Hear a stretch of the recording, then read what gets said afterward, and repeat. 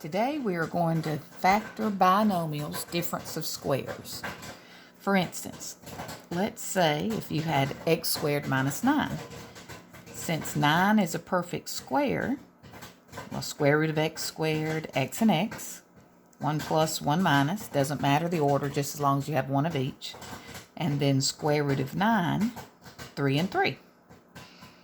Or let's say x squared minus 25. Same thing, square root of x squared, x and x, 1 plus, 1 minus, square root of 25, 5 and 5. What about x squared minus 36? What would it be? Okay, x and x, plus and minus, 6 and 6.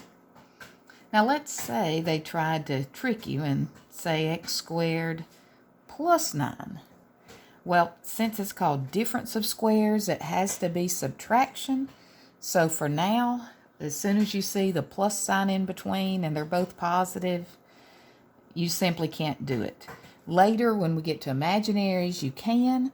They're kind of fun, kind of interesting. Rene Descartes, the guy that came up with coordinate plane, created them, but we'll save that for another day. So for now, as soon as you see two positives and a plus sign, can't do it. But now let's say they gave you something like 9x squared minus 25, something with a leading coefficient. It works the same way. Square root of 9x squared, 3x and 3x, 1 plus, 1 minus, and square root of 25, 5 and 5. Or even, let's say, 6x squared minus 49.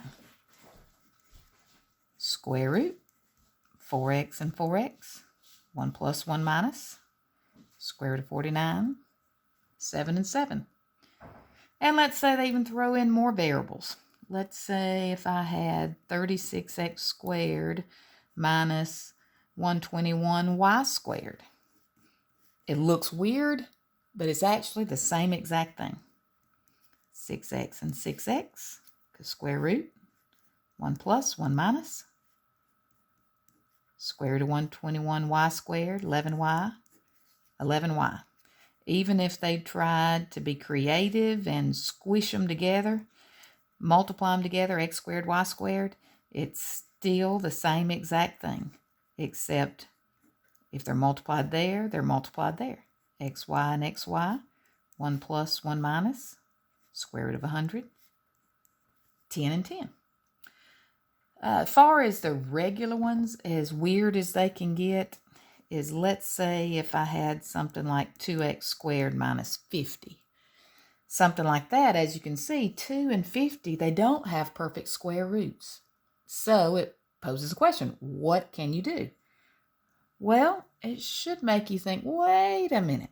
Let's say if I factored out that x squared, or I'm sorry, factored out that 2, you'd be left with an x squared minus 25.